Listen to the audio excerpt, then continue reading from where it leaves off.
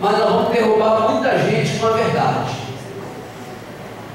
Só tem uma coisa que vence a mentira: a verdade. E chegou a hora de mostrar a verdade ao povo de Israel. Chegou a hora. Você já ouviu falar de muitas coisas nessa eleição. Você já ouviu falar durante 4 anos que a receita de Vila Velha caiu, né, que estão fazendo mais com menos. Você já ouviu falar que nós deixamos uma dívida impagável da prefeitura. Você vai conhecer os números, você vai saber quanto que nós investimos, vai saber quanto nós arrecadamos, né, todos? Vai saber quanto nós pagamos, qual é o custo nosso pessoal, qual é o de hoje, que está todo dentro. Então, presta atenção.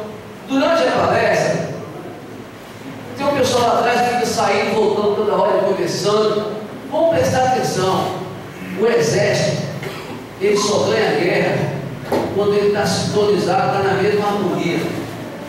Quando ele marcha junto, quando ele responde ao comando, pode atirar, vamos avançar.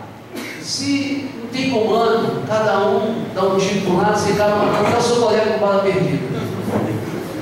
Não é isso? Então, aí o cara vai responder uma pergunta no Facebook, aí responde e queria ajudar, estava trabalhando, porque ele não sabe os números. Então é importante você ter acesso a algumas informações. Então nós vamos fazer uma apresentação aqui, depois nós vamos fazer uma complementação e nós vamos tentar fazer um ao vivo no Facebook 10 para as 9. E já está o Wi-Fi funcionando aqui, ó. Você sabia? Quem não sabia, quem está com o celular aí, ó, nós falamos que ia ter um Wi-Fi aqui hoje, falamos no passado? Então já está funcionando, Léo?